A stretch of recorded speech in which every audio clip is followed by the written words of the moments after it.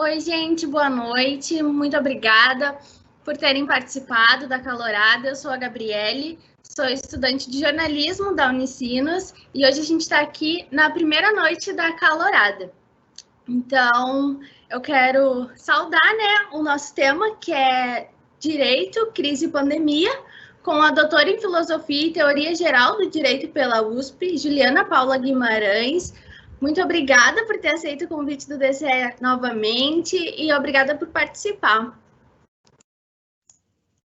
Olá, boa noite a todas e todos. É uma alegria aqui estar com vocês essa noite tão especial, iniciando essa calorada do DCE Unicinos. Quero cumprimentar a todos e todos os participantes, agradecer a Valentina, o Fernando, a Gabriele, todos e todos que participaram da organização desse evento.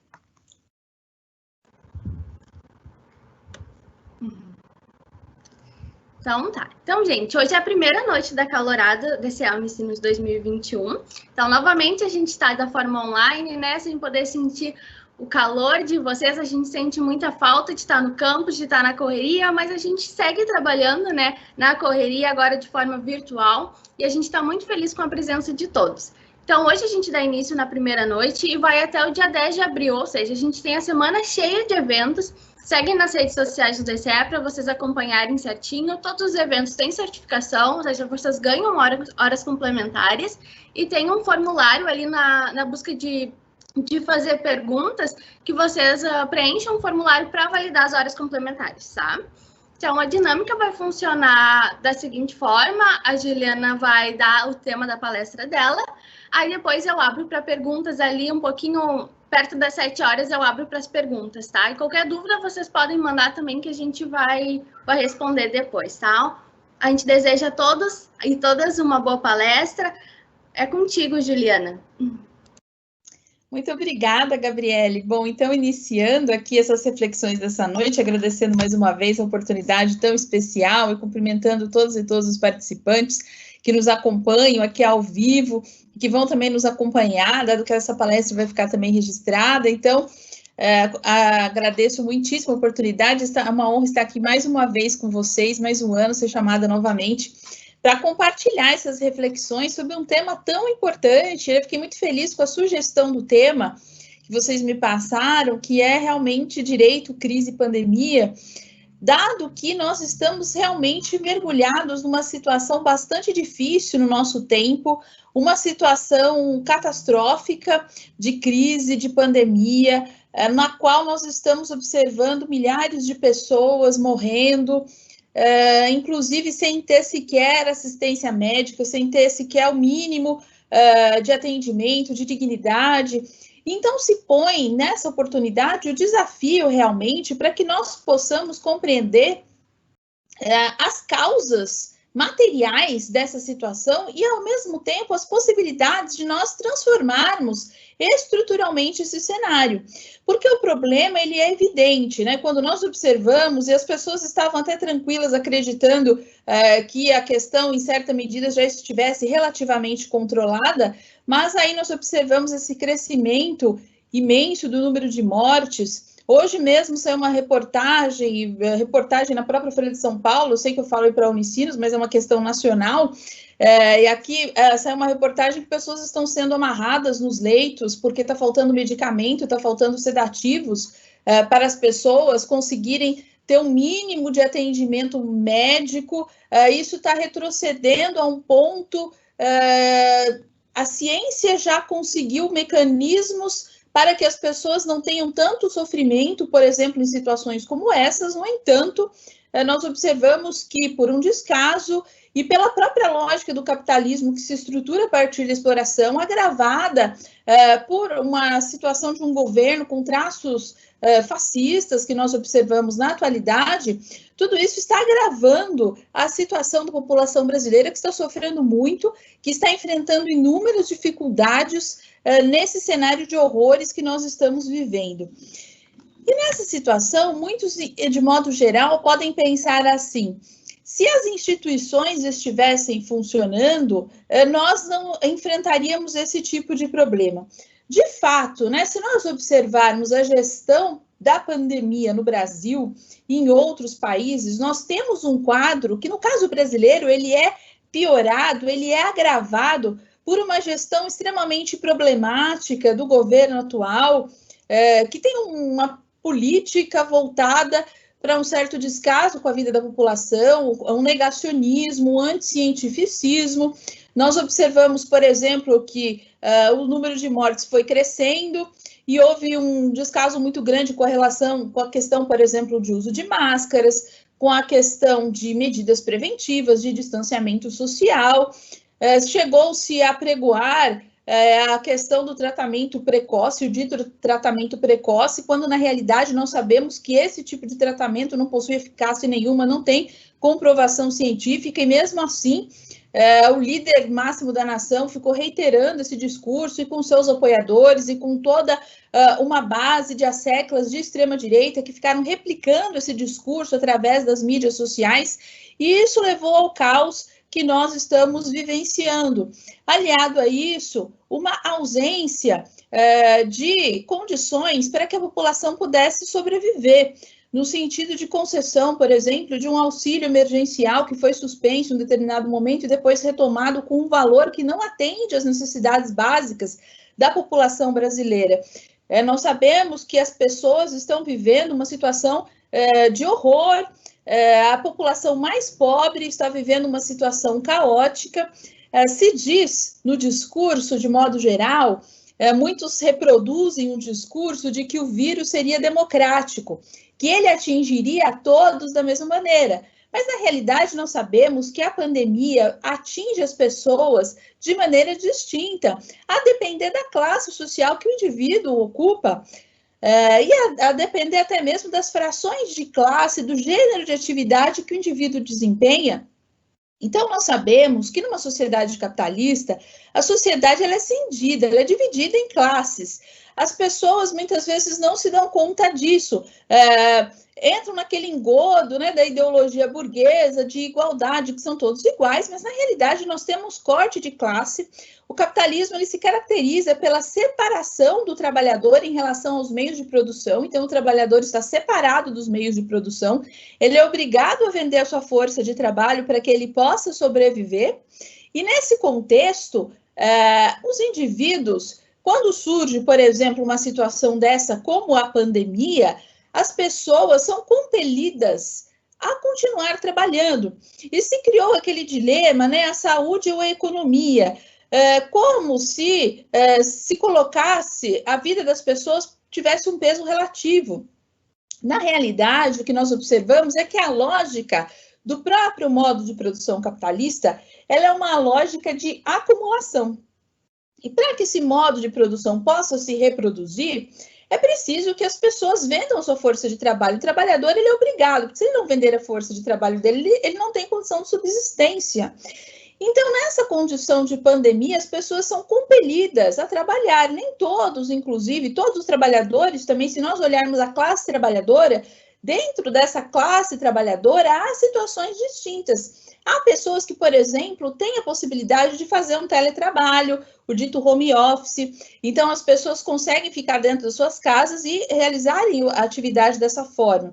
Há outros que nem isso conseguem, que são indivíduos que são compelidos realmente a se dirigirem fisicamente aos seus locais de trabalho, enfrentando o transporte público lotado, algo que, inclusive, outro dia eu vi um post nesse sentido, uma comparação bem interessante, que seria o transporte público lotado em tempos de pandemia, seria algo como um navio negreiro atualizado, porque realmente as pessoas, tendo que enfrentar essa doença, nós sabemos que para que o vírus não se alastre, é necessário que haja uma manutenção de um distanciamento social, mas como manter isso num transporte público que já vem de longa data numa situação extremamente precária?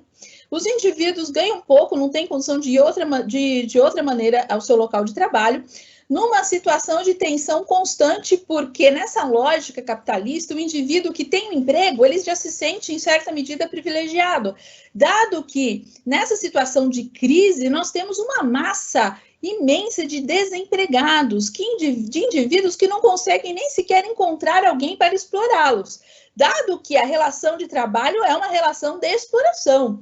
Já dizia Karl Marx lá no Capital, né? O capitalismo se estrutura na exploração.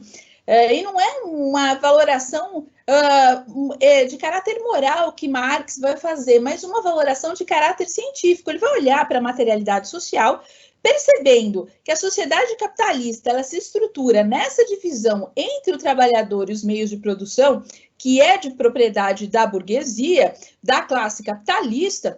O trabalhador, para que ele possa sobreviver, ele está separado desse meio de produção, ele precisa vender a sua força de trabalho. Pois bem, nesse contexto, o trabalhador, nesse contexto de exploração, nós vivemos numa época de crise tão exacerbada que as pessoas se sentem felizes pelo fato de encontrar alguém para explorá-lo.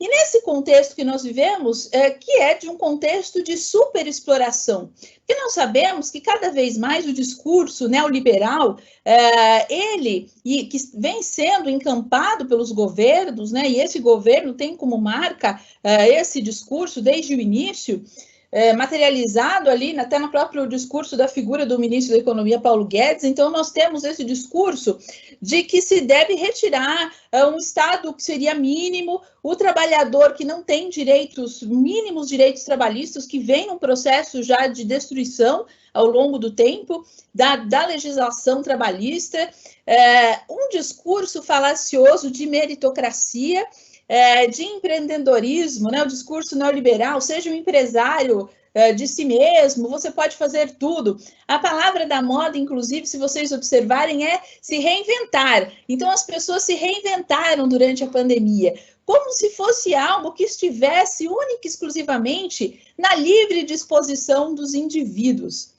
Mas, na realidade, nós sabemos que no contexto, inseridos nesse modo de produção capitalista, nós estamos inseridos e constritos pelas formas sociais do capitalismo.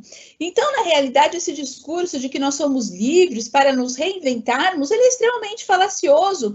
É um discurso que vem com uma lógica de meritocracia, por exemplo, e que olha indivíduos que estão ali vivendo nas calçadas, a população de rua que está enfrentando uma dificuldade ainda mais exacerbada em tempos de pandemia, são pessoas que estão ali nas calçadas, pessoas que são obrigadas a dormir junto com os ratos nas calçadas, e ainda são taxados de vagabundos, né? São indivíduos, mas ele está lá porque ele é um vagabundo, porque ele não se esforça para sair dali. Então, há um desprezo por seres humanos. Então, o capitalismo ele engendra um arcabouço ideológico que vai constituir as próprias subjetividades dos indivíduos. Então, a própria ideologia do capitalismo passa a ser uma ideologia de caráter capitalista também. Então, até aquela música do Cazuza, né, ideologia, eu quero uma para viver.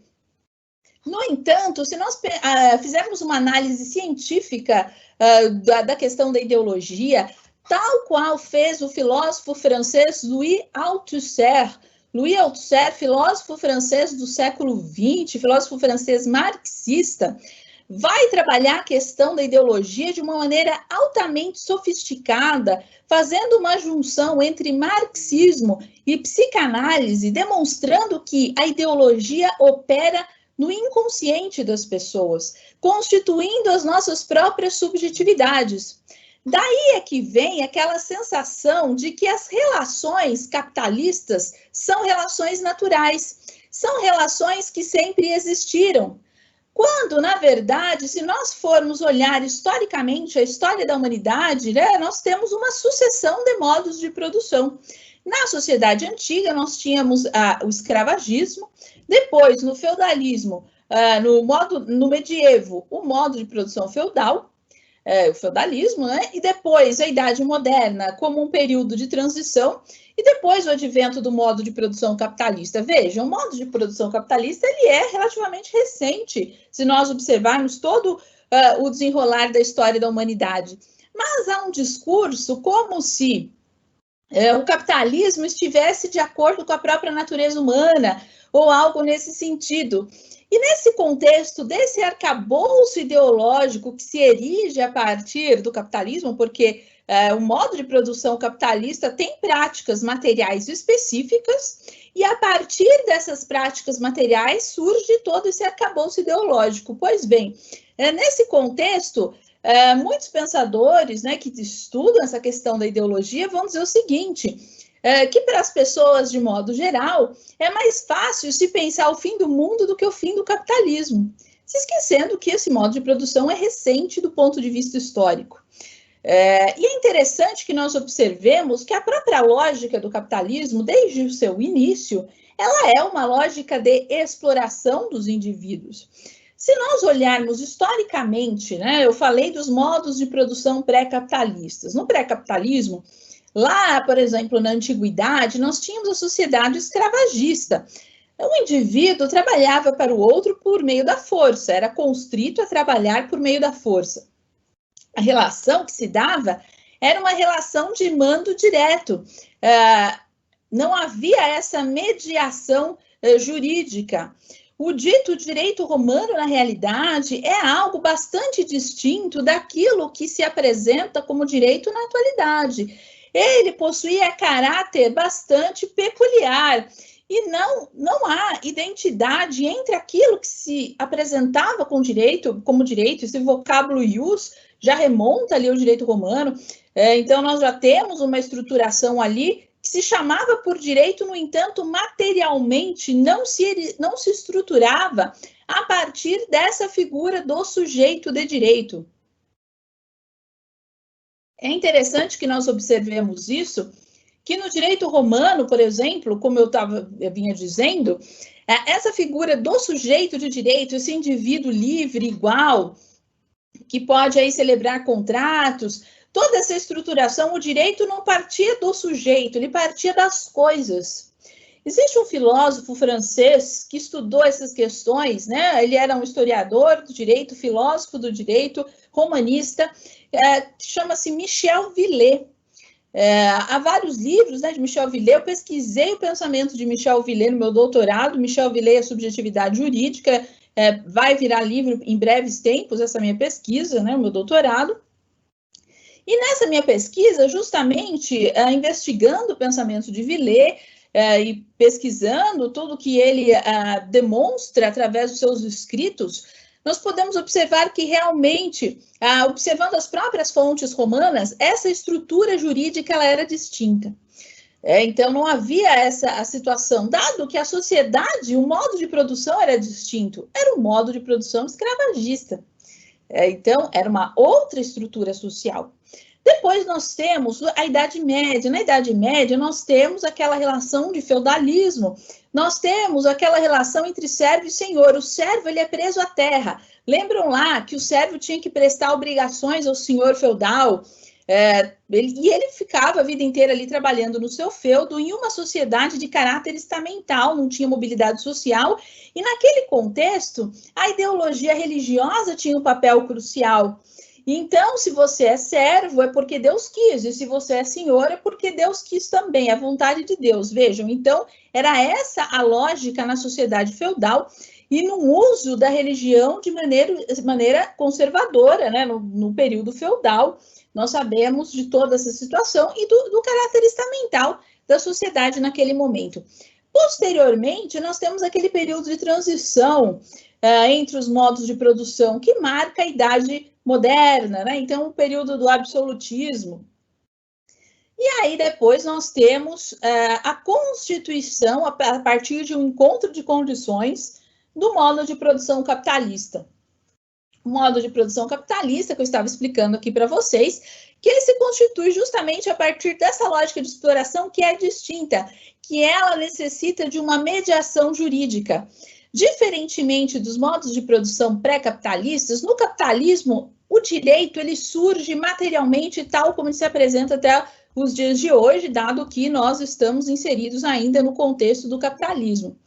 para que o indivíduo possa vender a sua força de trabalho no mercado, ele toma a forma de sujeito de direito para que possa haver esse contrato entre o capitalista, o dono dos meios de produção, e o trabalhador. Então, para que possa haver esse contrato, esses indivíduos tomam forma de sujeitos de direito livres e iguais. Daí é que vem o discurso do iluminismo, que vai culminar ali na própria Revolução Francesa, e vai estruturar todo o arcabouço ideológico capitalista de liberdade e igualdade. A liberdade e a igualdade é justamente essa lógica que permite com que o capitalismo possa se reproduzir. Porque, diferentemente dos modos de produção anteriores, o status que possui tanto o trabalhador quanto o dono, o capitalista, é o mesmo, eles são sujeitos de direito, para que possa haver essa relação contratual. Então, a descoberta central que Marx já vai trazer lá no Capital, no Capital de Marx, uma obra de maturidade, a principal obra, essa obra que muitas vezes é tão demonizada e tão pouco lida, poucos leem o Capital e muitos falam do Capital sem conhecê-lo, né? O Capital, nos dizeres do filósofo francês Louis Althusser, Marx, ele é um descobridor de um continente científico, o continente história. Então, ele tem um olhar científico para a materialidade social. Ele vai realmente investigar cientificamente como a sociedade se estrutura. E o Capital é a obra mais importante nesse sentido, dado que ela marca o apogeu ali da maturidade de Marx. Lá, ele já vai, em passagens esparsas, trazer um pouco do papel do direito nesse contexto. Ele vai, em algumas passagens, já falar da relação da questão do contrato, da subjetividade jurídica. Lembrando que Marx, originalmente, ingressa na faculdade de Direito. Marx é lembrado, né, por várias atividades que ele desenvolveu ao longo da vida, porque realmente ele atuou como jornalista, escreveu para jornais, né, desde a Gazeta Renana até outros jornais que ele participou. Marx escreve. Marx também tem estudos, né, de caráter econômico, a crítica da economia política, né, que vai culminar ali no próprio Capital. E Marx também, mas se nós formos, a filosofia era presente no pensamento de Marx ali, né, ele faz uma espécie de um doutorado ali em filosofia, estudando Demócrito e Epicuro, mas o início da sua trajetória foi uma trajetória ingressando no curso de Direito. Então, Marx começa ali pelo curso de Direito, faz uma espécie de um doutorado em filosofia e depois vai expandindo cada vez mais a sua área de atuação e de reflexões, né? Um grande pensador, Marx, da história da humanidade. Ele vai perceber, então, que no capitalismo há essa lógica de exploração e que o direito ele surge a partir daí. Mas não é Marx que vai dar corpo a essas reflexões, porque essa questão do direito, não obstante, já esteja presente, né, nas obras de Marx, ali, passagens esparsas do Capital, por exemplo. Quem é o jurista que vai desenvolver e sistematizar o pensamento marxista acerca do direito? É um jurista russo, participou ali do movimento da Revolução Russa, que é o jurista Evgueni Pachucanes, grande jurista, né, o maior pensador do direito do campo do marxismo. Ele vai perceber, a partir da obra de maturidade de Marx, a imbricação entre direito e capitalismo e vai desenvolver essa reflexão fundamental numa obra que se chama Teoria Geral do Direito e Marxismo. Ele tem outros textos também, Pachucanes produziu bastante coisa, mas essa é a obra basilar. Então, aqui, os que queiram conhecer as reflexões, né, acerca da imbricação entre direito e capitalismo, recomendo a leitura da obra Teoria Geral do Direito e Marxismo de Pachucanes, Evgueni Pachucanes, que vai demonstrar tudo isso, que a forma jurídica que se estrutura a partir do sujeito de direito é diretamente derivada da forma mercadoria. É quando as relações de produção se tornam capitalistas, como eu dizia para vocês, e a partir daí o trabalho se torna abstrato, se constitui a forma mercadoria, e tudo passa a ser constituído a partir dessa forma social. Então, por exemplo, a partir do momento em que o trabalho se torna mercadoria, essa forma social se universaliza. Tudo passa a se estruturar a partir da mercadoria, a partir do valor. Então, nada mais na sociedade, o que vai constituir realmente, o que vai estruturar essa sociedade é a partir dessa forma social, diferentemente do que ocorria nos modos de produção anteriores. Lembrem que eu mencionei na sociedade antiga, marcada pela escravidão, ou na sociedade feudal, que nós tínhamos ali, né, aquela relação entre servo e senhor. Pois bem, é claro que incidentalmente nós temos, né, no capitalismo, relações escravocratas aí que aparecem, trabalho escravo, coisa do gênero, mas o núcleo da sociedade capitalista é um núcleo estruturado a partir da mercadoria. Então, tudo passa a ser constituído a partir dessa forma social, e daí se erige o direito. Então, na realidade, de modo geral, as pessoas pensam que o direito seria um instrumento de emancipação. O direito seria, por exemplo, algo que daria condições dignas às pessoas de vida. Mas nós sabemos que o direito ele existe simplesmente para manter a estrutura de funcionamento do próprio capitalismo. Esse é o papel do direito. Então, ele não tem um papel de nos salvar, digamos assim, dessa lógica de exploração, mas de perpetuá-la. O Estado, da mesma maneira, o Estado ele se apresenta enquanto um ente terceiro separado das classes sociais, né? Então, vamos lembrar lá da antiguidade, na sociedade antiga, na sociedade feudal, os núcleos de poder, eles eram separados das pessoas, né? Do restante ali os núcleos de poder, melhor dizendo, eles se confundiam com a classe dominante. Então, vamos lembrar lá em Roma, para ficar claro para vocês, quem eram os grandes indivíduos que tinham poder econômico? Era o Senado romano, os senadores, eram os grandes proprietários de terras. Pois bem, no Senado romano, eles eram os detentores do poder econômico e do poder político. E aí nós tínhamos, né, em Roma teve fase, teve república, teve o império, e sempre os detentores do poder econômico eram detentores do poder político. Isso remonta desde a Grécia Antiga. E depois nós temos Roma, todas as sociedades, né? No Egito nós tínhamos os faraós, que eram os indivíduos que tinham poder econômico e poder político. Então não havia essa separação. E esses indivíduos que tinham poder econômico e poder político, que impunham toda a sua lógica de dominação em relação aos demais membros da sociedade. E depois, né, na sociedade feudal, tínhamos aquele senhor feudal que colocava, que estruturava, que ditava as regras no seu feudo.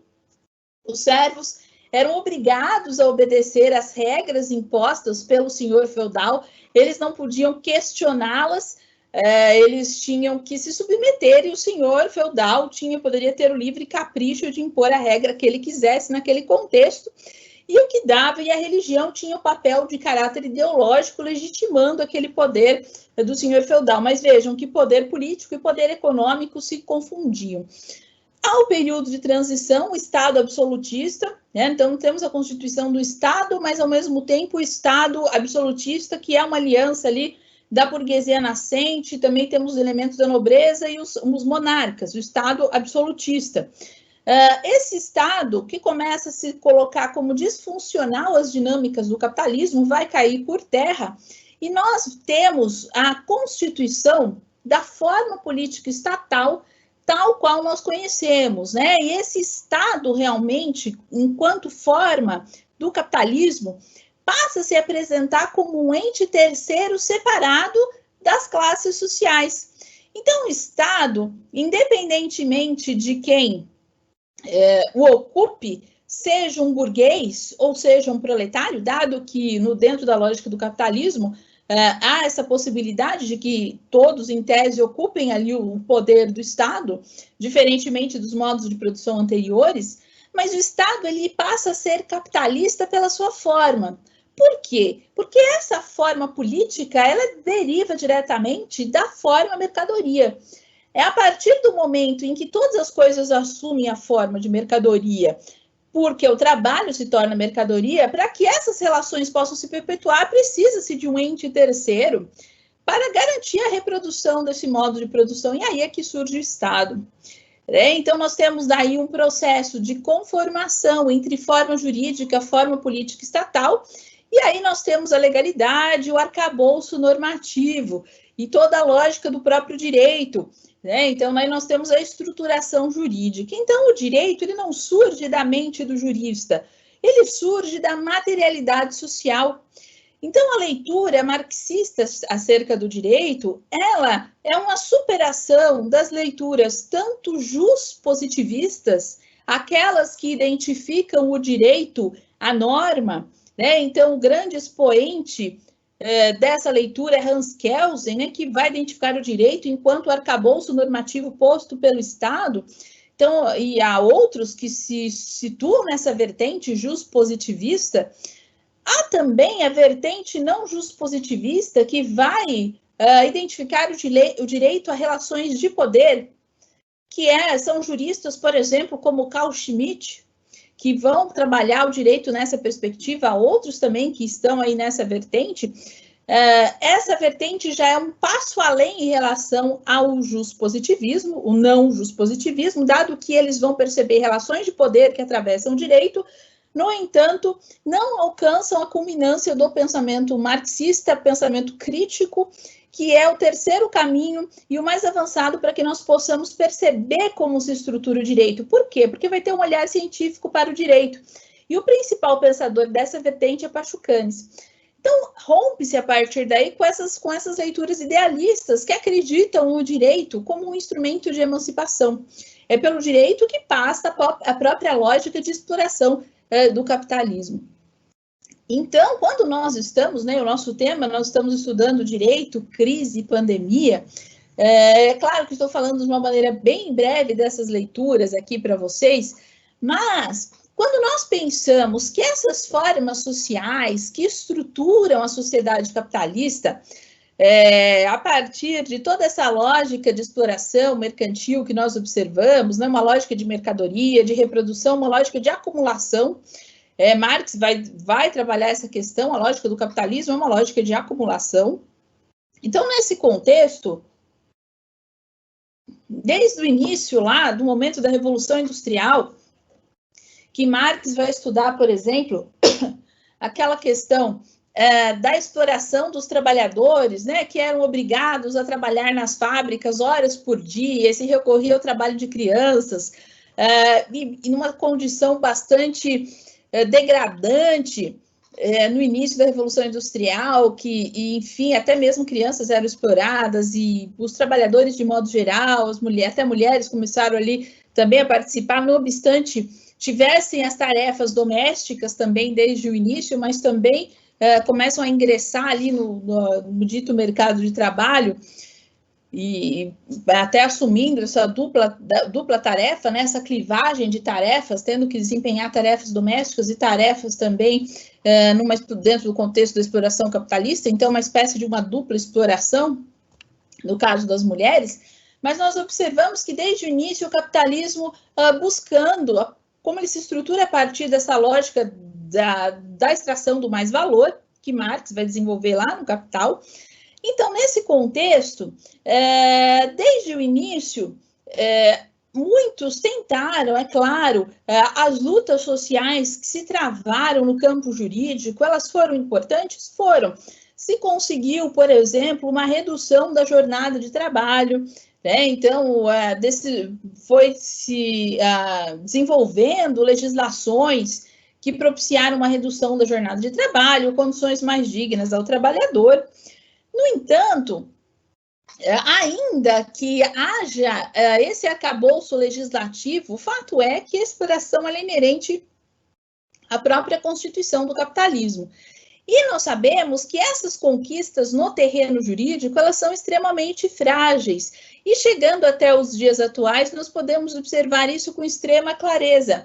Basta que o capitalismo tenha um momento de crise exacerbada para que os primeiros a sofrer sejam aqueles que pertencem à classe trabalhadora, com a retirada de direitos. Então, pelo direito passa a exploração, mas ao mesmo tempo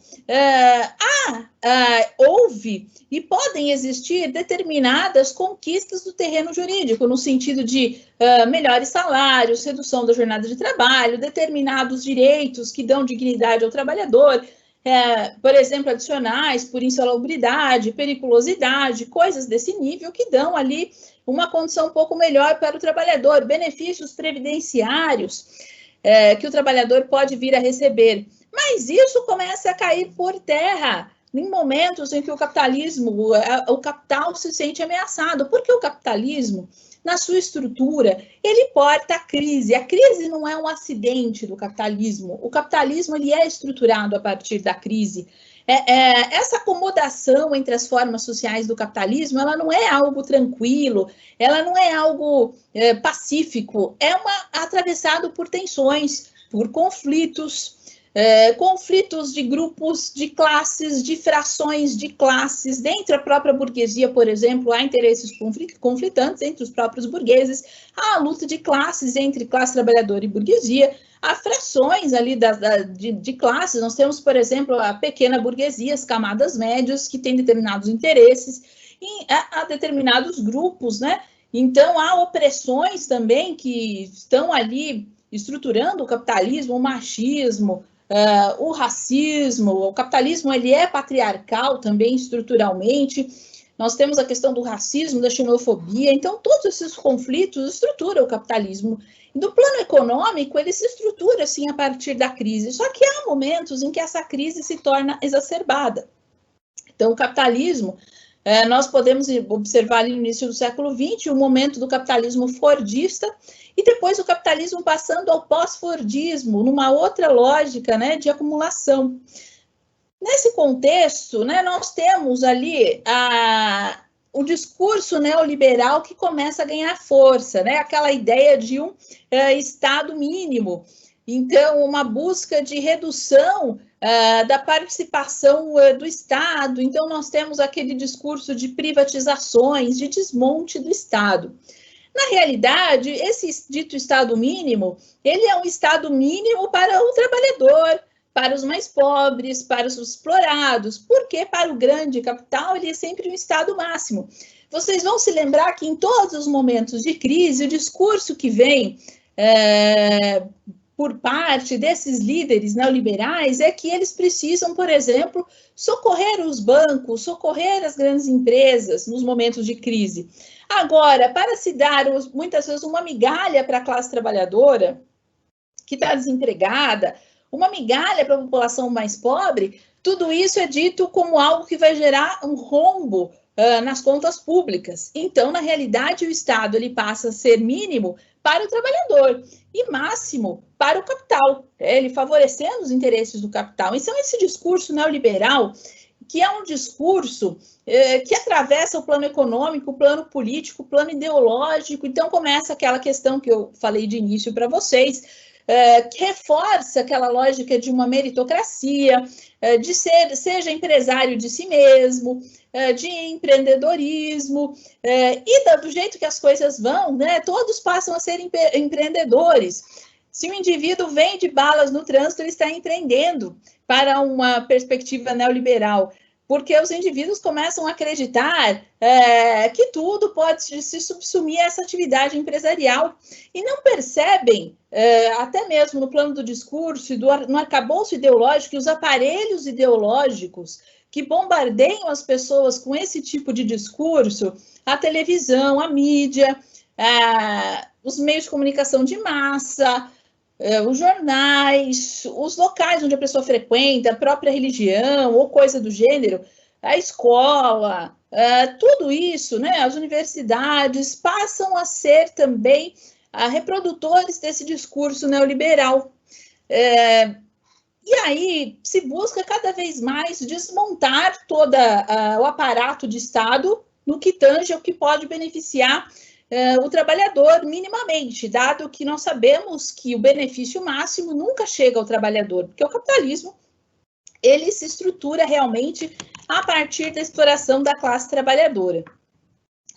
Mas é interessante que nós observemos que nem as migalhas, muitas vezes, desse banquete do capital são dadas ao trabalhador, elas são negadas, né, à classe trabalhadora. Nós observamos isso, por exemplo, no tempo presente, né, na luta para a conquista de um reles auxílio emergencial e que veio num valor extremamente ínfimo. Como que as pessoas vão sobreviver com esse valor? Então, quando nós observamos isso, esse discurso, fica cada vez mais patente que a crise, o potencial de exacerbação dela cada vez maior é muito grande. Essa crise que no tempo presente ela se estrutura ali desde 2008, nós tivemos ali uma crise estrutural. O capitalismo ele porta a crise na sua estrutura, mas há momentos de crise exacerbada realmente. E esse momento que vem ecoando até os dias atuais encontra a pandemia, né, da Covid-19, como ele que se inicia aí, ganha corpo no ano passado, então já vinha de um movimento de crise do capitalismo, que já remonta lá a 2008, depois 2020 encontra com a pandemia, né, em 2019 o vírus aparece ali, começa a ter as suas primeiras manifestações, 2020 eclode a pandemia, que encontra um contexto de crise do capitalismo, e isso realmente fica um ingrediente, forma nessa mistura a tragédia que nós observamos, né, nos tempos presentes. Porque num contexto de um discurso de desmonte do Estado, no que ele pode minimamente beneficiar ao trabalhador, encontra justamente esse contexto de pandemia. Então, vamos olhar para o caso brasileiro, né? Muitos já falavam em privatização do SUS, por exemplo, em privatização da saúde, e na realidade, nesses tempos de pandemia, nós observamos a importância da saúde pública. A importância de que a saúde seja pública, que ela seja realmente acessível a todos. E nós vínhamos, né, num discurso de necessidade de se desmontar, não, a saúde pode ser privada. E agora, né, o SUS, que já estava no momento de sucateamento, encontra com esse contexto da pandemia, nós observamos esse caos. Nesse contexto do neoliberalismo, nós tivemos, né, uma ascensão de movimentos de extrema-direita com traços fascistas. Então, o fascismo... Pachucanes tem um texto bem interessante que ele trabalha a questão do fascismo, né? Foi um texto recém-publicado pela editora Boitempo também, que publicou tanto Teoria Geral do Direito e Marxismo, e publicou a obra Fascismo, de Pachucanes. Eu escrevi o texto de orelha dessa obra. São 4 textos inéditos de Pachucanes, que ele vai trabalhar essa questão do fascismo. E ele vai perceber que o fascismo... ele possui, estudando já naquela época, Pachucanes é contemporâneo, aquele momento de ascensão do fascismo na Itália e na Alemanha, ele viveu nesse momento histórico e vai observar algumas características dos movimentos fascistas, que são realmente movimentos que operam por meio da legalidade e da ilegalidade também, tem o apoio de milícias, o aporte de milícias. Pachucanes vai descrever, por exemplo, que quando Mussolini ascende ao poder, ele vai acabar com a aposentadoria por idade dos trabalhadores, ele acabou. Então, a classe trabalhadora sofreu muito, houve uma perseguição aos sindicatos muito grande também, que passaram a ter que obedecer às diretrizes ali do Partido Fascista, né, dos fascistas que começaram a retirar toda a independência dos sindicatos, da classe trabalhadora. A imprensa foi altamente perseguida nesse contexto histórico também. Havia nos jornais da época ali fascistas, eles começaram a se permitir apenas os jornais fascistas e os outros começaram a sofrer censuras. E um jornal fascista da época chegou a publicar uma matéria dizendo o seguinte, que todos tinham que pensar com a cabeça do líder, e aqueles que não pensassem com a cabeça do líder tinham que ter as suas cabeças cortadas. Então, vejam, porque a cabeça do líder é que mandava. Então, a imprensa começa a ser muito perseguida, a liberdade de imprensa, isso no contexto da Itália fascista, ali de Mussolini. Nesses momentos, e o fascismo, naquele contexto histórico, ele surge também do momento de exacerbação de crise do capitalismo. E nos tempos presentes, nós temos, né, e Pachucanes, aqui só voltando, ele traz várias características do fascismo nessa obra, é muito interessante, né, e ele vai apontar uma das características, que o fascismo é a ditadura do capital. O fascismo é a ditadura do capital. O capital, quando ele se sente ameaçado, né, nós pensamos na classe capitalista, quando há uma ameaça a essa lógica de reprodução do próprio capitalismo, em momentos de crise, o grande capital não hesita a recorrer ao primeiro chefe de milícias que aparece. Isso já diz Pachucanes lá, contemporâneo a Mussolini. O capital não hesita a recorrer a um chefe de milícias se for para garantir os seus interesses. Então, era isso que ele usa um termo condottieri, lá na Itália, né? Condottiero, que era chefe de milícia. E trazendo isso para a nossa realidade, nós podemos observar que o capital não tem um mínimo ético, não tem escrúpulos.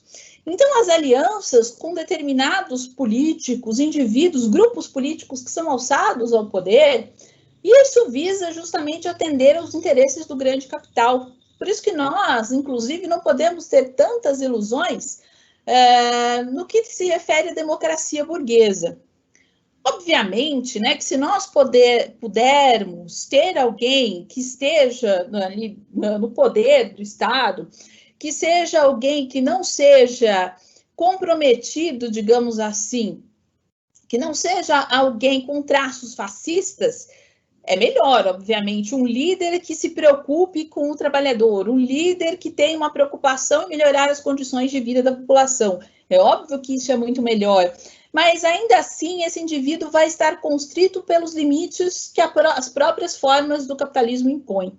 Então, a democracia burguesa ela também possui limites. Inclusive, o próprio processo eleitoral ele demanda recursos, um indivíduo para fazer uma campanha eleitoral ele precisa de dinheiro.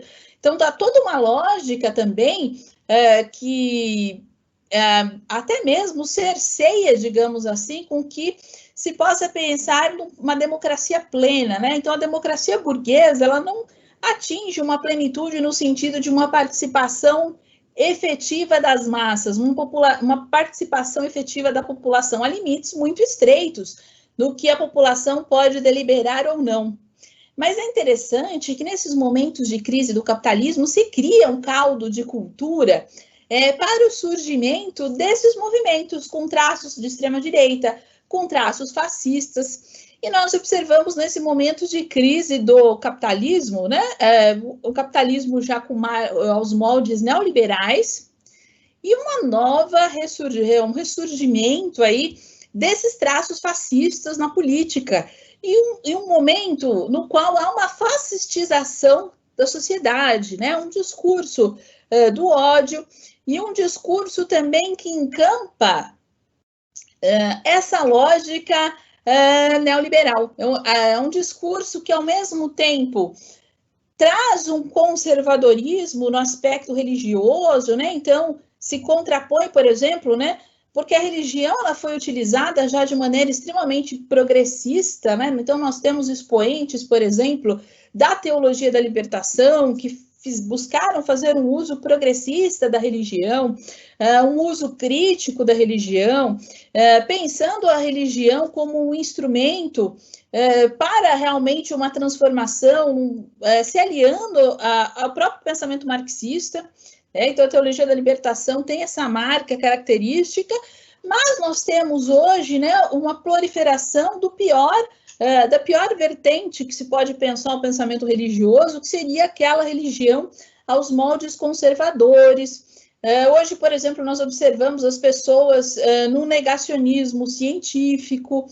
Então, tudo isso bastante problemático, né? E esses espaços para uma religião emancipadora, uma religião que possa pensar a transformação social, são cada vez menores. E o que cresce é aquele pensamento reacionário, conservador, aliado a esse pensamento neoliberal. A própria religião passa também a incorporar essa lógica mercantil, no sentido de o indivíduo buscar, por exemplo, num templo religioso, uma espécie de uma mercantilização das benesses que ele quer obter, né? Então, ele paga um determinado valor para obter uma determinada graça. Então, uma lógica mercantil também que vai estruturar as próprias relações religiosas, por exemplo. Então, é um caldo de cultura para esse ressurgimento do fascismo, de fascistização da sociedade, e uma naturalização das desigualdades sociais muito grande. Então, hoje, por exemplo, se nós observarmos a trágica situação do nosso país, é de se estranhar, né, para muitos, o estado de apatia em que grande parte da população se coloca. Muitos porque realmente estão preocupados com a própria subsistência, não tem nem condição, às vezes, de pensar outra coisa, estão na luta pela subsistência, mas em nenhum momento as pessoas buscam um questionamento da própria estrutura do capitalismo. E esse discurso neoliberal, ele não é questionado. E isso só exacerba essas dificuldades que nós estamos enfrentando por conta da pandemia. Vou dar um exemplo para vocês para ficar bem claro. Quando nós observamos, por exemplo, os meios de comunicação de massa, eles vão, muitas vezes, se contrapor a esse discurso anticientífico que é propagado. Então, às vezes, vai se fazer uma crítica a isso, vai se fazer uma crítica à gestão da pandemia, que está catastrófica, né, que está simplesmente servindo para alastrar o vírus, mas, ao mesmo tempo, não há um movimento, por exemplo, para questões mínimas, como o aumento do valor do auxílio emergencial, que é uma coisa imediata, que resolveria muito do problema do isolamento social. Claro que há pessoas que fazem festas, claro que há pessoas que vão desrespeitar por mero capricho, são pessoas de classe média, que têm até condição de se resguardar durante a pandemia, mas que não respeitam. No entanto, esse alastramento do vírus, toda essa situação, em grande medida se deve ao fato de que há muitos que não têm opção, eles precisam sair da casa deles para poder sobreviver, eles precisam vender a força de trabalho deles. E numa condição, inclusive, de precarização do trabalho, que o indivíduo não tem nem garantias. Então, ele trabalha ali para garantir o almoço, para garantir o jantar. Então, tudo isso contribui para esse espalhamento do vírus, né? As pessoas são obrigadas a ir lá nos navios negreiros modernos, que são o transporte público, por exemplo. Então, tudo isso leva a essa situação. Então, quando se faz aquele discurso de que a pandemia atinge a todos indistintamente, ela é uma falácia. E o Brasil, ele ocupa uma posição, né, geopoliticamente se pensando, um país de capitalismo dependente. Então, há uma especificidade também no caso brasileiro. Há interesses do grande capital estrangeiro também aqui no Brasil, de outros estados também aqui no Brasil. Então, tudo isso cria essa situação trágica que nós estamos mergulhados. A pandemia poderia ensejar uma mobilização popular no sentido das pessoas buscarem uma transformação estrutural. Todos estamos mergulhados nessa lógica, nesse horror, claro que uns mais do que outros, né? Uns numa situação de superexploração, de miséria, de toda forma de opressão. No entanto, a sociedade brasileira, se nós observarmos, vive uma situação muito difícil. Mas os aparelhos ideológicos constituem a subjetividade dos indivíduos de tal maneira a aceitar essa situação e que as pessoas a única coisa que as pessoas fazem é lamentar e não buscar uma ação transformadora. E a única possibilidade de transformação também que as pessoas vislumbram é por meio das instituições. Só que as instituições já se mostraram também falidas, no sentido de que a própria lógica do capitalismo, o próprio Estado no capitalismo, ele estruturalmente está imbricado à reprodução desse modo de produção. Então, nós vivemos nessa situação caótica. E a única esperança que nós poderíamos ter, realmente, que nós poderemos ter, é um despertar das massas, de modo geral, para perceberem as mazelas que são estruturais ao capitalismo. e buscarem uma transformação social, buscarem realmente, coletivamente, construir essa transformação social. Só que nesse contexto, em paralelo a isso, nós observamos que há uma demonização muito grande, né, quando se fala em socialismo, quando se fala em comunismo, as pessoas comunistas, né, é melhor falar no Satanás do que no comunista, ou do que no socialista, nesse contexto. Por quê? Justamente porque se busca uma perpetuação desse discurso neoliberal, nesse discurso individualista. E comunismo, se nós formos à origem da palavra, socialismo vem de social, vem de sociedade. Comunismo é o comum. Então, são palavras bonitas. E ao passo que o capitalismo ele se estrutura a partir de uma lógica individualista. Se nós observarmos nesse momento do neoliberalismo, é um momento de exacerbação do narcisismo, uma pulverização cada vez maior das pessoas, que cada um buscando ali os seus próprios interesses. Então, o senso de coletividade ele se perde. E isso encontra, né, esse discurso que busca realmente destruir todo o espírito de coletividade, digamos assim, que as pessoas pudessem ter. Então, nesse contexto, o que nós temos na nossa sociedade? Ou aqueles que são fascistizados, de fato, que reproduzem um discurso fascista, até negacionista, por meio de aparelhos ideológicos de WhatsApp, Facebook, recebem, ainda acreditam em tratamento precoce, e ainda acreditam que as pessoas não estão morrendo de coronavírus. Então, chegou esse absurdo de propagação de fake news que nós observamos, e mesmo os meios de comunicação burgueses, tradicionais, né, que ainda que não propaguem fake news, mas não fazem um discurso contrário a essa lógica neoliberal. Se diz assim, não é mesmo.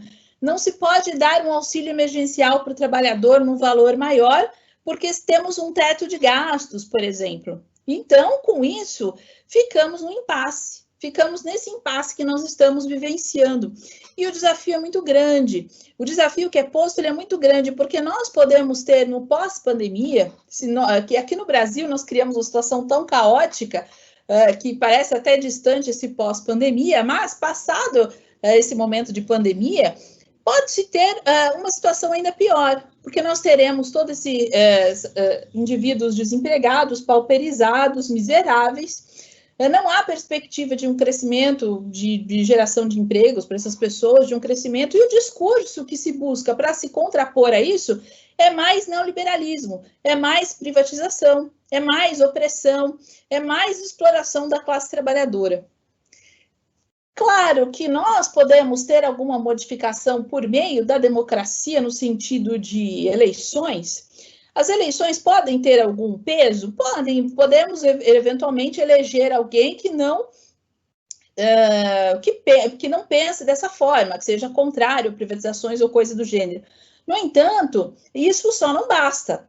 A nossa crença no direito, no Estado, não pode ser uma crença ingênua, porque, como eu disse para vocês no início da minha fala, é a partir do direito e do Estado que passa a exploração do próprio capitalismo.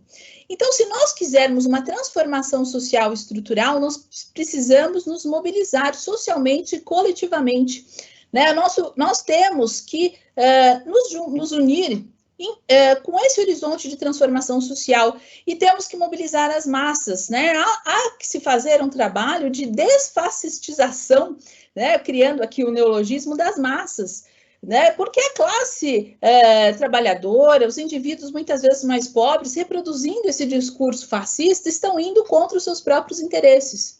E as camadas médias também, que se julgam muitas vezes privilegiadas, na realidade as camadas médias, em última instância, também são trabalhadores. E também no momento de crise do capitalismo vão sofrer e são sujeitos a perder o pouco que têm. Então, muitas vezes a classe média se julga tão acima da classe trabalhadora, mas na realidade também são trabalhadores, também precisam ali vender a sua força de trabalho para sobreviver e são atingidos também pela crise. Pachucanes, quando ele estudou o fascismo, ele vai observar que o fascismo ele tinha uma penetração muito grande nas camadas médias, que eram ressentidas, às vezes por uma perda de um privilégio ou algo do gênero, mas ao invés de se insurgirem contra a exploração do grande capital, começam a ser contrário aos mais pobres. Então, é daí que surge esse processo de fascistização da sociedade. E há essa lógica da própria ideologia jurídica, na qual as pessoas pensam que é por meio do direito que nós vamos resolver isso. Mas, na realidade, nós vamos solucionar, transformar estruturalmente a nossa sociedade por meio de uma atuação coletiva das massas.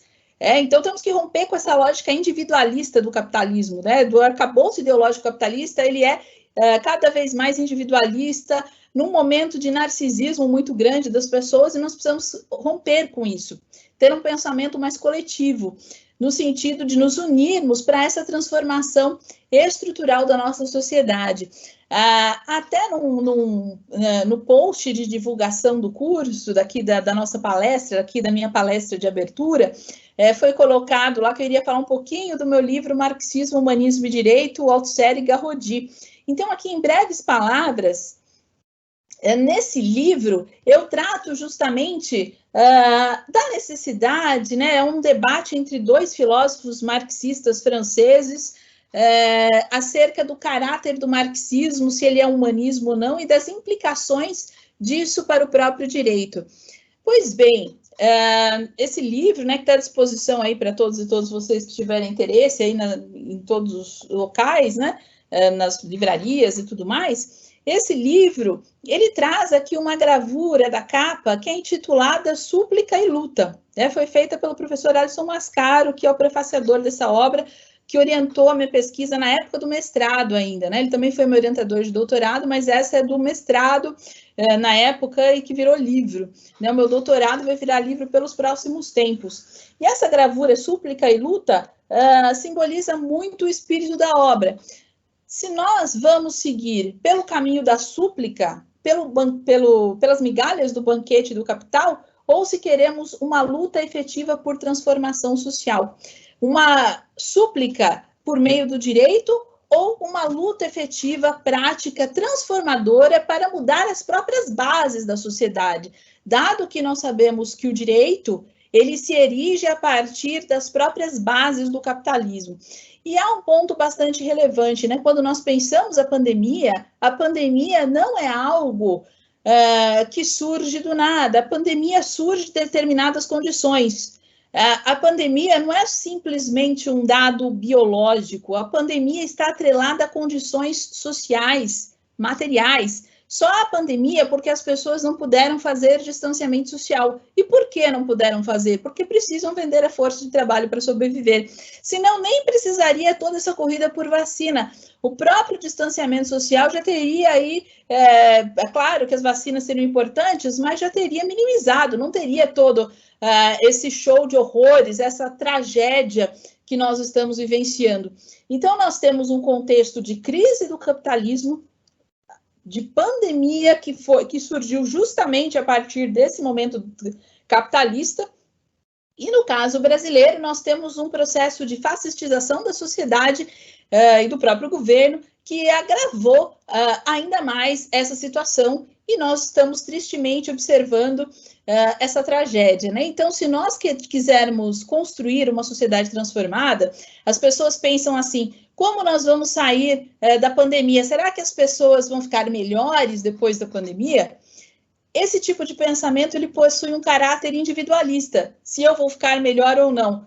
Cada um possui uma condição de vida diferente do outro. Se o indivíduo pôde fazer distanciamento social, pôde fazer um teletrabalho, de repente ele até se sentiu mais confortável fazendo o teletrabalho, ele foi mais produtivo, ele se adaptou.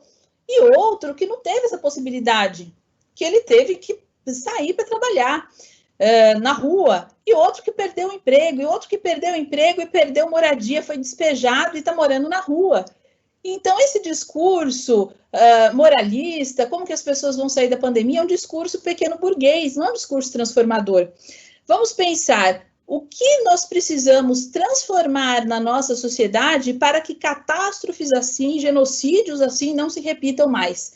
É essa a indagação que nós temos que fazer, buscar as causas materiais. E aqui eu falei de um discurso, nós estamos, a questão religiosa, é uma questão que vem sendo utilizada para legitimar, muitas vezes, essa tragédia que nós estamos vivendo, mas há também a possibilidade de se pensar até mesmo o discurso religioso de uma forma progressista, como fez, por exemplo, lá Dom Helder Câmara. Então, Dom Helder Câmara tem uma frase muito conhecida que ele diz assim: quando alimentei os pobres, me chamaram de santo, mas quando eu perguntei por que a pobres, me chamaram de comunista. Então, cabe a nós, né, ultrapassarmos esse horizonte. Temos que atender os necessitados? Sim, mas perguntar por que a pobres? Porque o capitalismo é uma máquina de gerar pobreza. E a partir daí, nós vamos buscar os caminhos para uma transformação social efetiva, para uma transformação socialista. Muito obrigada pela atenção.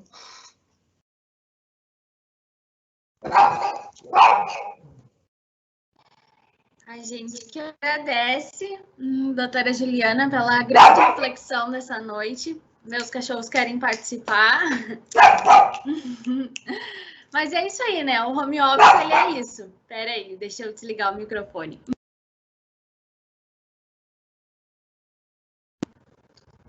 Imprevistos acontecem, né? Essa questão do trabalho informal também, né? Foi muito falado. Enfim, a gente tem algumas questões aqui.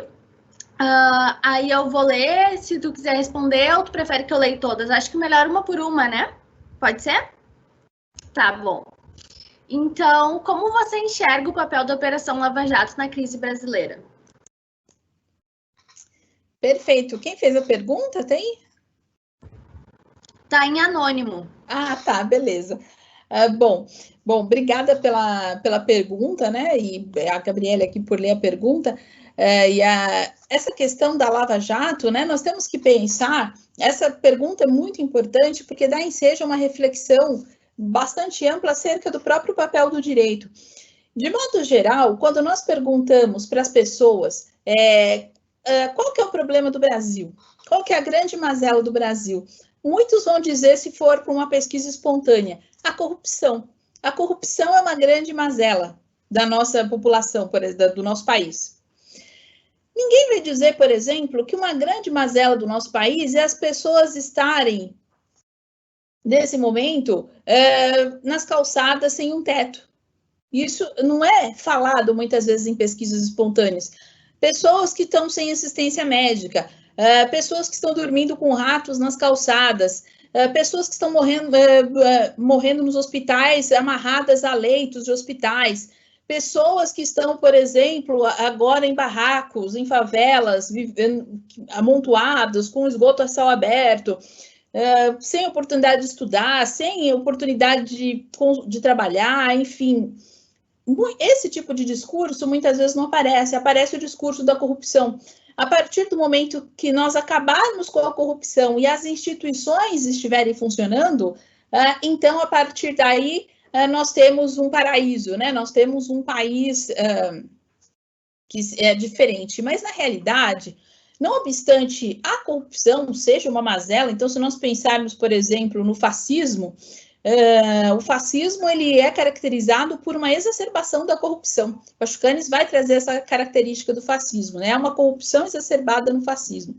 No entanto, quando nós pensamos a corrupção de maneira ampla, ela é inerente ao próprio capitalismo. O capitalismo é um modo de produção que se estrutura a partir da exploração, a partir da mercadoria. As pessoas passam a ter preço. Então, a corrupção, ela atravessa esse modo de produção.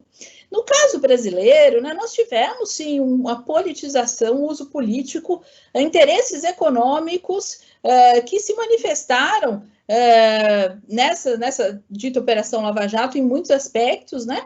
E aí, nós tivemos, sim, do ponto de vista objetivo, um prejuízo econômico, no caso do Brasil, prejuízo político que culminou no golpe de 2016. Então, toda uma situação que, não obstante agora, né, por recentes manifestações do Supremo Tribunal Federal, vem sendo criticadas e expostas, né? Nós tivemos lá o voto do Gilmar Mendes, onde ele faz uma dura crítica, por exemplo, a várias atuações ali da Operação Lava Jato, né, a manifestação ali, a decisão do Supremo pela pela suspeição do juiz Moro. Então, tudo isso vem, em certa medida, corrigir, né, esse uso do processo sem o mínimo de garantias, né? Nós sabemos, né, eu falo aqui para um público amplo, de vários cursos, mas certamente todos, mesmo quem não é do direito, sabe da importância das ditas garantias, né, do devido processo legal, por exemplo, e que foram ali desrespeitadas. Então, a Operação Lava Jato, houve sim um uso político, uma espetacularização, né, do Poder Judiciário, do caso do juiz que passa a ser uma estrela, que passa a ter um papel na mídia. Então, um intercâmbio com a própria mídia e com os próprios interesses do grande capital, capital estrangeiro, por exemplo.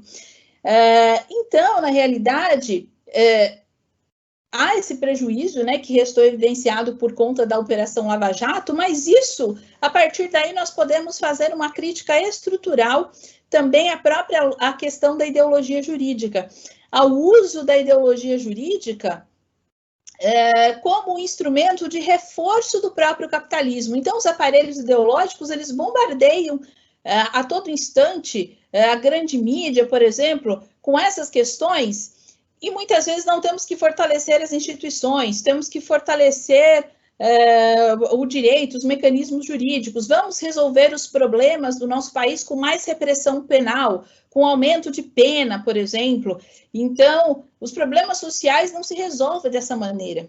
O direito, na realidade, ele estrutura a própria exploração do capitalismo. O direito penal, ele segrega. Se nós formos olhar, por exemplo, a população encarcerada, a grande maioria são pessoas negras. Então, olha, como direito penal, os mais pobres, né? O peso do direito penal recai com muita força na população mais pobre. Pachucanes tem uma frase bastante crítica em relação ao próprio direito penal. Ele vai dizer o seguinte, né, que a jurisdição criminal é o terror de classe organizado. Porque, em última instância, o direito, até mesmo enquanto forma social, ele é uma forma do capitalismo.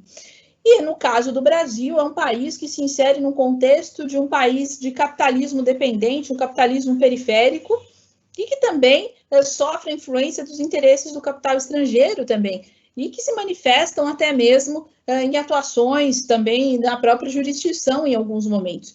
Então, nós tivemos, sim, a questão da Lava Jato, que contribuiu para exacerbar e para acelerar esse golpe que nós tivemos, né, e até esse processo de fascistização da sociedade. Sobre essa questão, quem fez a pergunta, e todos vocês que acompanham aqui as minhas reflexões essa noite, eu recomendo uma obra muito importante sobre essa questão, que esmiuça como o papel do judiciário nessa questão do próprio golpe, da crise, que é a obra Crise e Golpe, de Alisson Leandro Mascaro. Crise e Golpe, leiam esse livro, que ele realmente dá balizas fundamentais para se entender essa questão da Operação Lava Jato e a sua implicação com a crise econômica, com o golpe, e aos reflexos que nós estamos sentindo até hoje na nossa sociedade.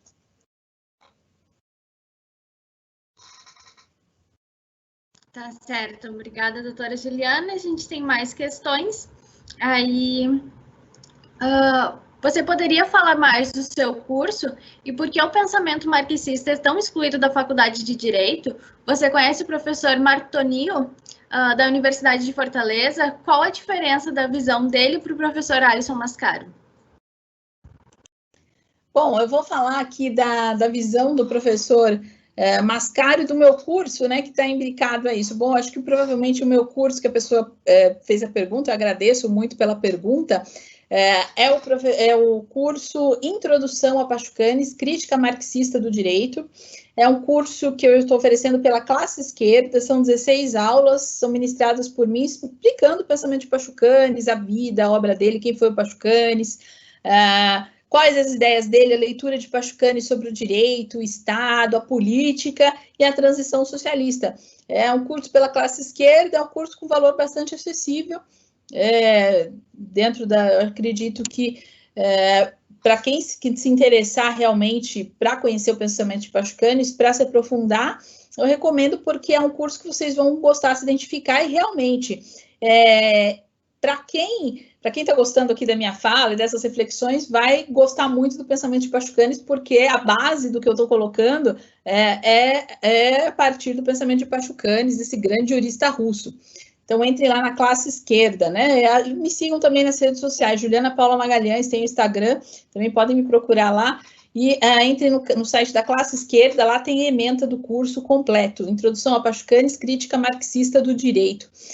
Bom, o professor Alisson Mascaro, eu posso falar dele, porque foi o meu orientador, né? Aí, a partir daí, vocês podem fazer os cotejos que vocês, com outros pensadores, né? Na realidade, a base de pensamento do professor Alisson é pachucaniana também. Então, as minhas reflexões que eu coloquei aqui, com base nelas, baseadas no pensamento de Pachucanes e também nas obras do professor Alisson Mascaro. Então, para vocês conhecerem, eu recomendo também a leitura dos livros do professor Alisson, que também, sempre nas suas falas, vai fazer uma crítica contundente, né, ao próprio papel do direito na exploração capitalista, o papel do Estado. Ele tem obras fundamentais, Filosofia do Direito, Estado e Forma Política. Quem tiver curiosidade de saber um apanhado geral sobre as ideias do professor Alisson Mascaro, recentemente saiu um livro, pelo Lavra Palavra, que se chama editorial Revolution Entrevista Alisson Leandro Mascaro. Nesse texto, lá tem uma entrevista transcrita do professor Alisson ao Revolution, tem um pinga-fogo inédito e tem outros textos, e dentre esses textos tem um texto meu específico para ler as ideias de Alisson Leandro Mascaro, um texto meu, onde eu falo das principais obras, das principais ideias do professor Alisson. Eu procurei escrever de uma maneira bem didática, então leiam lá, quem quiser se aprofundar, tem um panorama geral das ideias dele, vão lá nesse livro, Revolution Entrevista Alisson Leandro Mascaro, no texto Para Ler as Ideias de Alisson Leandro Mascaro. Obrigada pela pergunta, pela segunda pergunta, né? Perguntas muito interessantes. Obrigada, doutora Juliana. Temos mais uma, tá? Você admite a existência de uma antiguidade jurídica, certo? Assim, não seria melhor para os pachucanistas, frente aos demais juristas, uma colocação de que o salto das variadas formas do antigo direito para o direito pós-revolução e pós-revoluções burguesas seria justamente o surgimento do Instituto dos Sujeitos de Direito, da igualdade formal perante a lei? Não seria esse um apontamento melhor para distinguir o direito burguês das demais formas jurídicas anteriores, no lugar da visão de que o direito só existe no capitalismo? Você entende que o instrumento de regulações sociais e de ordem sejam prescindíveis no socialismo? Uma pergunta muito importante, né? Essa pergunta aqui já até casa com a pergunta anterior, né? Porque para responder essa pergunta eu preciso do curso completo, né? Porque realmente, né, no meu curso lá eu trabalho essa questão em 16 aulas, né? Aqui são uma breve pincelada que eu estou dando para vocês, mas para resumir essa pergunta muito importante que foi colocada, eu cheguei a pesquisar essa questão da subjetividade jurídica no direito do pré-capitalismo, e vai sair o meu livro publicado em breve, né, em breves tempos aí, acerca do pensamento de Michel Villet, que eu falei para vocês, e nesse livro eu trato também do pensamento de Pachucanes, Villet e Pachucanes, mostrando a partir tanto de uma leitura histórica, filosófica, quanto materialista, realmente, no sentido marxista, olhando para a materialidade das relações sociais, demonstrando que essa figura do sujeito de direito não existia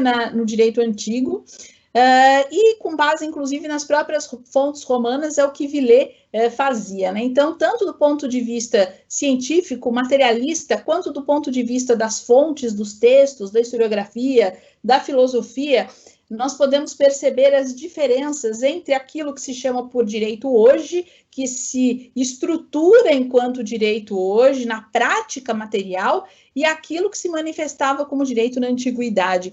Na realidade, e também a pergunta anterior também se comunica bastante com essa, no sentido de que foi questionado, né, anteriormente o porquê que as faculdades de direito em geral têm um espaço bastante reduzido para o pensamento crítico, para o pensamento marxista, para falar-se, por exemplo, do pensamento de Pachucanes. E realmente, né, porque, na realidade, o discurso hegemônico é um discurso lastreado no pensamento burguês, naquela ideologia jurídica burguesa, que é o juspositivismo, que vai identificar o direito ao arcabouço normativo. O direito passa a ser visto simplesmente enquanto norma, o direito enquanto norma jurídica, e não o direito atrelado à prática material. E a grande contribuição de Pachucanes é demonstrar que o direito advém de práticas materiais concretas.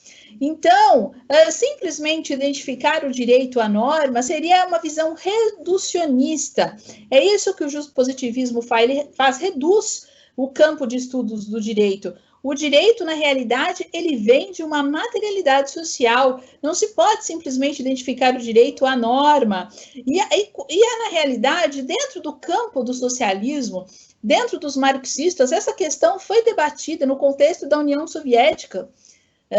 Aqui eu falo um pouquinho da história de Pachucanes. Pachucanes, as suas ideias eram consideradas tão radicais que Pachucanes foi assassinado durante o stalinismo. Pachucanes foi morto na União Soviética. Não obstante ele tenha ganho uma proeminência muito grande, tenha se tornado alguém famoso lá no contexto da União Soviética, tenha formado discípulos, era um professor reconhecido, era um jurista reconhecido, participou da redação de projetos de códigos, de Código Penal, de Constituição, teve uma atuação acadêmica, escrevia artigos em revistas acadêmicas, participava de debates políticos, jurídicos. Pessoas de fora da União Soviética vinham até a União Soviética para conhecer Pachucanes. Pachucanes também participou da redação do Tratado de Rapallo, um tratado internacional. Então, era alguém de uma atuação muito grande. Não obstante, né, a radicalidade das ideias de Pachucanes geraram uma perseguição por parte do stalinismo. O stalinismo tinha a visão de que se podia se chegar ao socialismo por meio do direito. Exatamente no sentido de que foi feita essa última pergunta, e de que no socialismo realmente haveria a necessidade de uma regulação jurídica específica, que o direito se perpetuaria na realidade. E para Pachucanes, o socialismo é justamente a ruptura com as formas sociais do capitalismo, porque elas estruturam a própria exploração capitalista. E é interessante que esse debate se deu no seio da União Soviética, e o jurista do stalinismo era Vyshinsky, Andrei Vyshinsky, que defendia essa perspectiva juspositivista. E um outro jurista bastante eminente, né, bastante reconhecido lá no contexto da União Soviética, era Piotr Stutzka. Stutzka que identificava o direito simplesmente enquanto luta de classes. Mas Pachucanes, ele reconhecia que Stutzka, em parte, estava correto, realmente a luta de classes atravessa o direito. No entanto, mais do que isso, o direito é forma social do capitalismo, é forma jurídica. O sujeito de direito é por ele que se estrutura a própria exploração do capitalismo. Por quê? Porque para que nós possamos celebrar contratos, para que o trabalhador possa vender a sua força de trabalho, essa figura do sujeito de direito, ela é central, ela estrutura a lógica do capitalismo. E o socialismo, o que significa? Que, em breves palavras, a ruptura com essas formas sociais capitalistas. O trabalhador, realmente, a tomada dos meios de produção pela classe trabalhadora, e mais do que isso, a própria ruptura com as formas sociais do capitalismo, com a forma mercadoria. As coisas não vão ser mais constituídas a partir da forma mercadoria e da forma valor, e, por conseguinte, também não da forma jurídica. E é daí que vem a radicalidade do pensamento de Pachucanes, no melhor sentido da palavra radical, que radical no sentido de se tomar as coisas pela raiz. Então, Pachucanes vai à raiz da exploração capitalista, que é a própria lógica da mercadoria e, por conseguinte, do próprio direito. Por isso que, na perspectiva de Pachucanes, se falar em um direito socialista seria uma contradição em termos. E é interessante que ele foi forçado, Pachucanes, ele teve uma vida curta, né, porque ele foi assassinado, como eu disse para vocês, e no final da vida dele, ele começa a sofrer perseguições por parte do stalinismo e é forçado a ter que fazer retratações. Mesmo assim, isso não adianta, e aí ele é executado em 1937, não se sabe se ele foi executado na própria sede da polícia e depois julgado póstumamente, ou se ele foi ficou meses preso e depois foi executado, julgado no mesmo dia, né? Julgado e executado no mesmo dia. Fato é que ele morreu de uma maneira bastante trágica, ele pagou com a vida por pensar o direito de uma maneira tão radical. As obras dele ficaram banidas da União Soviética por um longo período e depois foram resgatadas. Não obstante, no mundo inteiro, Pashukanis continuasse a ser lido. Inclusive, esse jurista que eu mencionei para vocês, Michel Villers, um jurista católico, que gostava muito de Aristóteles, de Tomás de Aquino, não era marxista, mas tinha uma grande simpatia pelo pensamento de Pashukanis, estudou, conhecia o pensamento de Pashukanis, chega a mencionar Pashukanis nos seus textos, não obstante tivesse uma visão distinta, mas ele valoriza, e outros pensadores mencionam. O próprio Hans Kelsen, ele é um crítico de Pashukanis, mas ele conhecia a obra de Pashukanis, ele polemiza com Pashukanis em textos. Então, a obra de Pashukanis é conhecida internacionalmente, né? E apesar de ainda, né, não estar ganhando ainda tanto espaço, não ter tanto espaço, nos últimos anos, a obra de Pashukanis vem sendo resgatada aqui no Brasil, cada vez mais. Inclusive, até aqueles estudantes mais pragmáticos da área do direito aqui que estão me ouvindo, Pashukanis até foi objeto de questões aí em concursos públicos aí recentes. Então, o pensamento marxista também ingressando aí até mesmo em concursos do Poder Judiciário, concurso da Defensoria Pública, porque realmente é uma leitura indispensável, né? Então, e é uma leitura que eu coloco para vocês, essa questão dos 3 caminhos do pensamento jurídico contemporâneo: juspositivismo, não juspositivismo e crítica. Esses 3 caminhos estão lá no livro do professor Alisson Mascaro, Introdução ao Estudo do Direito, e também no livro Filosofia do Direito. Então, também, quem quiser se aprofundar, vão lá os livros do professor Alisson, e também convido também os interessados aí em Pashukanis também a fazerem o meu curso, que eu falo lá de marxismo, falo desde as bases do pensamento marxista, e falo lá também dos 3 caminhos do pensamento contemporâneo, e todo esse contraste, né, entre o pensamento não juspositivista, não juspositivista, marxista, e por que o pensamento de Pashukanis vai às raízes realmente dos problemas. Agradeço muitíssimo aí essas perguntas tão importantes que vocês fizeram.